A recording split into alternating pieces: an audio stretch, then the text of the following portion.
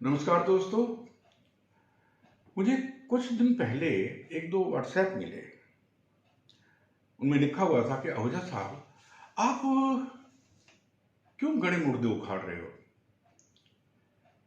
इनसे आपको बदबू के अलावा कुछ नहीं मिलेगा। आप कहीं आरएसएस की तरह और कट्टर हिंदूवादी तो नहीं हो जो पहले बाबरी मस्जिद के पीछे पड़े थे और अब ज्ञानवापी मस्जिद के पीछे पड़े हैं। उन्हें भी कुछ नहीं मिलने वाला सिवाय बदबू और कटुता के, जो दो संप्रदायों के बीच में फैलेगी। मैं उन बंधुओं से एक सवाल पूछना चाहता हूं कि जब भी घर में किसी अपने की मृत्यु होती है तो हम उनकी अस्थियों को लेकर हरिद्वार जाते हैं और वहां जाके अपने पंडों से मिलते हैं, उनसे अपने पुरखों के बारे में जानते हैं, जानकारी लेते हैं, अपनी वर्तमान की जानकारी उनकी बहियों में लिखवाते हैं। बहियां है ना, सारा रिकॉर्ड उनमें दर्ज है हमारी पुस्तकों का। वो बहियां उनकी हमारे लिए दस्तावेज हैं, हमारे पुरखों के। ऐसे ही ये पुराने मंदिर, ऐतिहासिक स्थल, ये दस्तावेज हैं हमारे पुरखों की संस्कृति, सभ्यता और उनकी कला के। उनकी विधा को देखकर हमें कितना गर्व होता है। कभी आप कोणार्क जाके देखो, कभी सोमनाथ मंदिर, कभी तिरुपति जाके देखो तो सही, उनकी कला पर आपको गर्व होगा।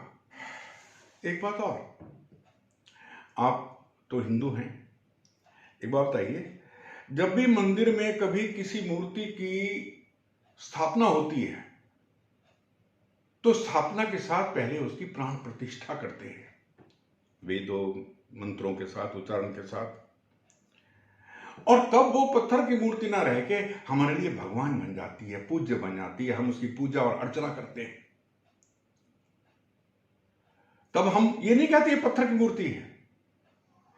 ऐसे ही जो हमारे ऐतिहासिक मंदिर, जो इन जैसे कहते हैं ना, इन दुष्टों ने, मैं कहूंगा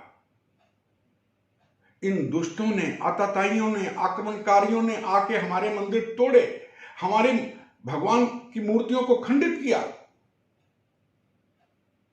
हम उनको कैसे छोड़ दें? और उन मंदिरों पर उन्होंने मस्जिद खड़ी कर दी, अपने गुम्बद बना दिए। अगर आज हमारी बहन बहू को कोई छेड़ के देखे तो कितना गुस्सा आता है, दिल करता है कि उसकी जान से मारने। और इन्होंने तो हमारे भगवान के घर को तोड़ा है, हम इनको कैसे छोड़ दें? इन अपराधियों को कैसे माफ कर दें? ये जो हमारे, जैसे कहते हैं ना, हमारे पुरखों की आत्माएं अकाल मृत्यु होती है तो तड़पती रहती हैं, ऐसे ही इन मंदिरों की, इन पुजारियों की, हमारे पुरखों की आत्माएं भी अब तक तड़प रही हैं।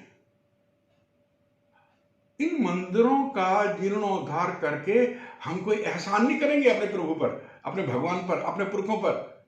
यह हमारा कर्तव्य है कि हम उनका जीर्णोद्धार करें। बंधुवर, आपके लिए भले ही मंदिरों, मस्जिदों का खंडित हैं, उनका फिर जीर्णोद्धार करना आपके लिए बदबू हो सकता है, पर मेरे लिए इतिहास की नींव पर भूतकाल की कोख से जन्मा वर्तमान है, जो हमारे पूर्वजों की गलतियों को उजागर कर रहा है, उन्हें ठीक करने का हमें अवसर दे रहा है, साथ ही उनके गुणों को आत्मसात करने की प्रेरणा भी दे रहा है। छोड़िए, अब मैं आता हूं पंचनद के इतिहास पर। मैं क्यों इसके पीछे पड़ा हूं? जरा सोचिए, हम क्या सोच के चले थे? पंचनद को मैंने क्यों बनाया था? क्या थी सोच इसके पीछे? स्मारक बनाने की ना, संगठन खड़ा करने की ना, अपने आप को गर्व देने की ना, पंचनद समाज को शहीदों वाला गर्व देने की, जो शहादत उन्होंने देश के लिए दी है 1947 के विभाजन में।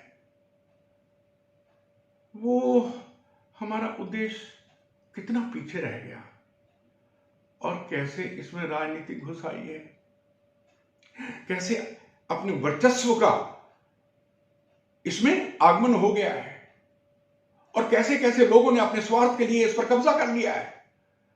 कहां गया हमारा हमारा उद्देश्य तो कहीं दिखाई नहीं दे रहा। तो सोचना तो पड़ेगा। मैंने अपने पिछले वीडियो में आपको बताया था कि फरवरी 14 में 2014 में इन्होंने कुरुक्षेत्र में विवादित 20 एकड़ जमीन के एडजॉइनिंग साथ लगती भूमि 5 एकड़ ले ली थी और उसकी रजिस्ट्री करवा ली थी। अब स्वामी धर्मदेव जी वो कहते हैं ना, पंचांदा आख्या सिर मथे पर नाला उत्थे दा उत्थे। अब वो फिर शुरू हो गए अखिल भारतीय पंचना स्मारक समिति के सदस्यों को और पंचना स्मारक ट्रस्ट के सदस्यों को एक साथ मिला के और उन्हें इकाइयों का जैसे पहले बनाया था, जैसे वो चल रहे थे उसी हिसाब से फिर चलने लगे। हाँ, एक काम तो उन्होंने किया कि जो मुखिया या प्रधान बनाया किसी भी इकाई का, वो 1 लाख रुपए लेके उससे 1 लाख का सदस्य बनाया। अब उन्हीं दिनों ही मार्च में लोकसभा के चुनाव घोषित हो गए 2014 में और अश्विनी जी को करनाल से लोकसभा की सीट मिली। अब मेरे लिए उनकी जीत, पंचनद प्रमुख होने के नाते उनकी जीत मेरे लिए पंचनद की जीत थी और मैं जी जान से लग गया। पहले दिन से लेकर उनके रिजल्ट घोषित होने तक मैं उनके साथ रहा करनाल में, और ये मैं उनकी नहीं पंचनद की जीत मानता था और वो मानते थे कि इसकी जीत में मेरी इस जीत में पंचनद का भी हाथ है। अब स्वामी धर्मदेव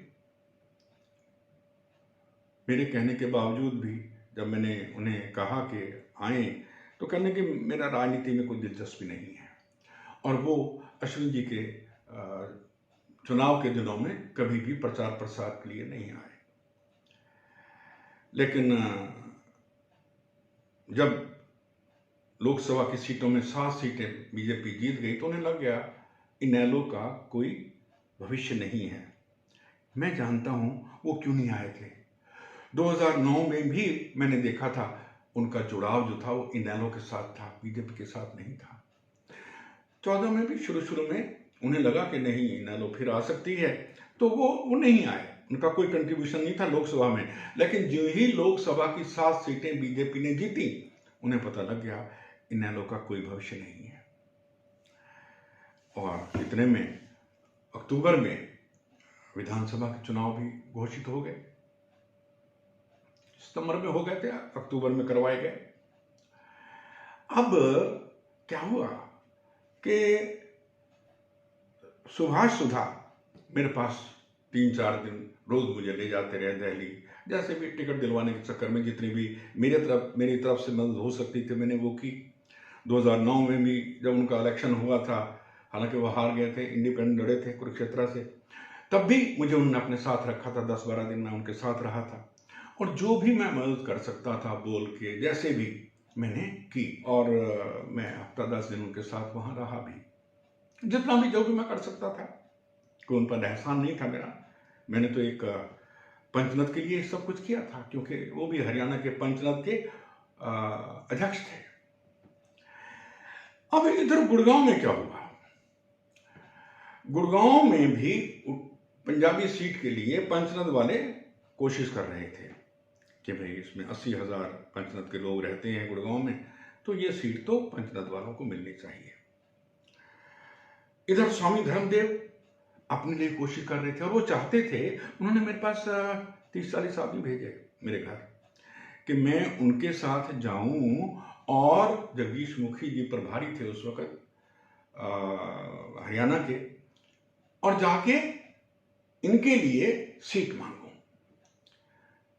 मैंने कहा कि मैं एक संत के लिए सीट मांगने नहीं जाऊंगा। एक तो मुझे थोड़ा सा मलाल था कि ये अश्विनी जी के टाइम तो प्रचार प्रसार में आए नहीं, अब ये अपने लिए सीट मांग रहे हैं। मैंने कहा देखिए, मैं किसी संत के लिए सीट मांगने नहीं जाऊंगा। हाँ, अगर इन्हें मिलती है तो दिलो जान से इनके साथ मैं लग जाऊंगा प्रचार में, इनके प्रचार में। ये मेरा वादा रहा। जबकि पंचनद के लोग चाहते थे और वो इनसे उम्मीद लगाए बैठे थे कि ये स्वामी जी इनके लिए जाके टिकट लेके आएंगे। पर अंततः वो जान गए स्वामी जी उनके लिए नहीं, अपने लिए कोशिश कर रहे थे, जो उनको नहीं मिली। अभी चुनाव बस घोषित ही हुए थे तो अपने श्री मनोहर लाल जी खट्टर मेरे घर आए और मैं उन्हें लेके पटादी भी गया। स्वामी धर्मदेव से मैंने उन्हें मिलवाया। अब क्योंकि स्वामी धर्मदेव को खुद तो टिकट मिली नहीं थी और उन्हें ये भी पता लग गया था कि ये हमारे हरियाणा के भावी मुख्यमंत्री हैं श्री मनोहर लाल जी। अब जी वो उनके साथ लग लिए, क्योंकि खुद को सत्ता नहीं मिली, कोई बात नहीं, वो सत्ता के करीब रहना चाहते थे। और एक दिन पता है क्या हुआ, मैं करनाल में ही था, मुझे पता लगा करनाल में इन्होंने जितने भी पंचनद परिवार के लोग हैं पूरे हरियाणा के, उनको बुलवा लिया। 150-200 आदमी जो मुखिया थे उनको बुलवाया, एक मीटिंग की। मुझे भी 2-3 आदमियों से पता लगा कि वो आज बैठक है, आप नहीं जा रहे, जबकि मैं 8-10 दिनों से वहीं श्री मनोहर लाल जी के प्रचार प्रसार में लगा हुआ था करनाल में, मैं वहीं था और मुझे पता नहीं चला, इन्होंने मुझे नहीं बताया कि मीटिंग कर रहे हैं। हालांकि मुझे पता चल गया लोगों से कि इन्होंने मीटिंग की है। अब इससे ये चतुर राजनीतिक में खिलाड़ी मैंने नहीं देखा। इस चतुर खिलाड़ी ने एक तीर से दो शिकार किए। एक तो ये कि श्री मनोहर लाल जी को दिखा दिया कि देखिए पंचनद पर मेरी कितनी पैठ है, मेरे कहने से पूरे हरियाणा के लोग जो हैं वो आ गए हैं, आज वो आपके साथ खड़े हैं, आपको और सीटें भी दिलवाएंगे पूरे हरियाणा से और हम बीजेपी की सरकार बनवाएंगे। और दूसरे, आहूजा और अश्विनी जी को पंचनद से एक किस्म से बाहर कर दिया कि इनका कोई स्थान नहीं है पंचनद में। एक तीर से दो शिकार। आज बस इतना ही। नमस्कार।